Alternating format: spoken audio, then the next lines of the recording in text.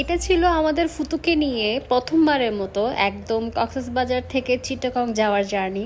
তো এই জার্নিটা আজকে আমি আপনাদের সাথে শেয়ার করতে যাচ্ছি, কারণ এটা অনেকটা ইন্টারেস্টিং হতে যাচ্ছে। প্রথমবার কোনো পাখিকে নিয়ে এত দূরে যাওয়াটাই প্রথমবার আমাদের সাথে প্রথম এক্সপিরিয়েন্স।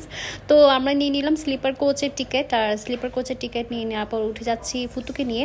যেহেতু এটা এই প্রথমবার ফুতুর জন্য এত লং একটা জার্নি, সো আমরা ভাবলাম একটু রিল্যাক্স হয়ে যাওয়া যাক। তো স্লিপার কোচেই নিয়ে নেওয়া টিকিটটা, আর প্রথম আগে ঢুকে জুতাটা রেখে দিলাম। এবার ফুতুকে ওর জায়গা মতো সেট করতে হবে, যাতে করে খুব বেশি বাসে ঝাঁকুনি হলে ওর থেকে একটু কষ্ট না লাগে, কারণ বাসের জার্নি ট্রাভেল এগুলো হয়তো সহ্য করতে নাও পারে। আর এত বেশি ঝাঁকুনি দেয় গাড়িগুলা, তো পাখি তো স্বাভাবিক একটু ভয় পেতে পারে। আর আমাদের টিকিট অনুযায়ী লাস্ট সিট একদম পড়েছে, আমরা প্রথম দিকে সিটগুলো একদমই পাইনি। আর উপরতলাগুলো আসলে অনেকগুলোই খালি পড়েছিল, আমরা ইচ্ছে করে নিয়ে নিই, কারণ উপরের দিকে কিন্তু ঝাঁকুনিটা একটু বেশি হয়, নিচেরটা হলে কিন্তু একটু ঝাঁকুনিটা কম হয় সেজন্য। আর আমাদের বাস রীতিমতো ছেড়ে দিল। এখন জাস্ট দেখার বেলা যে ফুতুর কিরকম ফিলিংসটা হয়, ওর আসলে এক্সপ্রেশন দেখার জন্য ওয়েট করছিলাম। ও খুবই ভয় পাচ্ছিল যে বাসটা এত ঝাঁকুনি দিচ্ছে, আর মাঝে মধ্যে একটু একটু যখন ঝাঁকুনি দেয় তখন একদম শক্ত করে গ্রিলটা ধরে ফেলে। তো স্লিপার কোচে প্রথমবারের মতো ফুতুর জার্নিটা হবে, এটা একদম প্রথম এক্সপিরিয়েন্স। তো ও একটু ভয় পাচ্ছিল, আর খাওয়া দাওয়া টোটালি বন্ধ করে দিয়েছিল, মানে খাওয়া দাওয়া একদমই করতে চাচ্ছিল না। আমরা বাসে ওঠার আগে টুকিটাকি চিপস, কলা, বন এগুলো নিয়ে নিয়েছিলাম, যেহেতু আমাদের খাওয়া হয়নি। আর একদম মাঝামাঝি সময় করে ব্রেক টাইম দিয়ে দিয়েছে, তো ব্রেক টাইমে নিচে চলে গেলাম নাস্তা করার জন্য হালকা পাতলা, আর গরম গরম চা খাওয়ার জন্য। যেহেতু একটু শীতকাল ছিল এই সময়টা, তো শীতকালে দেখা যাচ্ছে গরম গরম চা না খেলে তো ভালোই লাগে না। তো আমরা একদম হালকা পাতলা নাস্তা করে নিলাম, জাস্ট বার্গার আর স্যান্ডউইচ আর চা এগুলোই অর্ডার করলাম।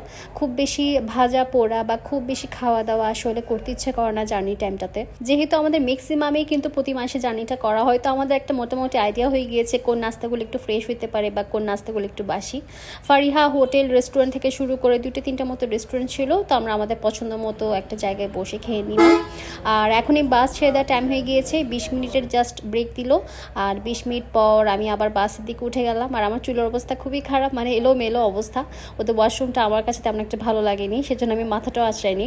তো আমি ওর সাথে দুষ্টামি করছিলাম যে চলো আজকে উপরে উঠি, এখানে জাস্ট এখানে পা দিয়ে উপরে উঠা যাবে, কোনো সমস্যা না। ও বলতেছে না না ভাই উপরে উঠিও না, বা পড়ে টরে যাওয়া।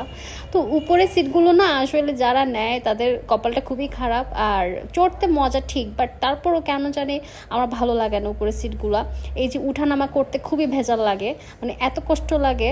তো আমরা আসলে নিচেরটাতে অনেক বেশি কমফোর্টেবল। আর হাতে করে কিছু নাস্তা নিয়ে নিয়েছিলাম ফুতুর জন্য। ফুতু যেহেতু টোটালি খেতে চাচ্ছে না, ওর জন্য ছাতু অলরেডি প্যাকেটে করা ছিল, বাট ও ছাতু টোটালি একদম খেতে চাচ্ছে না।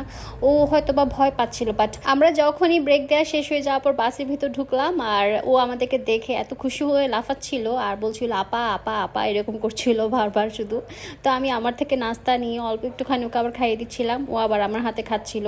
মানে ও খুবই ভয় হয়েছিল, সেজন্য আসলে খাওয়া দাওয়া করছিল না ঠিক মতো। বাস আবারও ছেড়ে দিল, জাস্ট একটু রিল্যাক্স হয়ে টাইম নিয়ে আসলে চিটাগং পৌঁছাতে পারলে হইলো। যেহেতু এখন অনেক রাত, এখন ঠিক রাইট নাও এই মুহূর্তে কিন্তু রাত ঠিক 12:30 বাজে। তো আমাদের পৌঁছাতে 1:30টার মতো বাজবে, মানে খুবই রাত হয়ে যাবে। যদিও আমাদের 1:30 বাজে পৌঁছানোর কথা, বাট পৌঁছালাম একদম 2:05-এ। গাড়িটা এবার অনেক স্লোলি চালিয়েছে। তো আমরা যেহেতু এখন নেমে যাওয়ার সময় হয়ে গিয়েছে, বই তারপর ব্যাগ ট্যাগ সবগুলো রেডি রাখলাম। আর ঠিক 2:05 করে ড্রাইভার আগে থেকে চলে আসছিল, সেখানে আমরা চিটাগংয়ে নেমে গাড়িতে উঠে গেলাম। এখন চলে যাচ্ছি বাসার দিকে। এটা ছিল ফুতুর প্রথমবারের মতো জার্নি এক্সপিরিয়েন্স। আরও গাড়িগুলো দেখে অবাক হয়ে বারবার শুধু তাকাচ্ছিল, এদিক ওদিক তাকাচ্ছিল। চিটাগংয়ে প্রথমবার বাসায় গিয়ে ফুতু সবার সাথে কি কান্নাটা করলো সেটার ভিডিও আমি নেক্সট টাইম অবশ্যই শেয়ার করব। আর যারা যারা ভিডিওটা দেখতে চান অবশ্যই লাইক দিয়ে সাথে থাকবেন।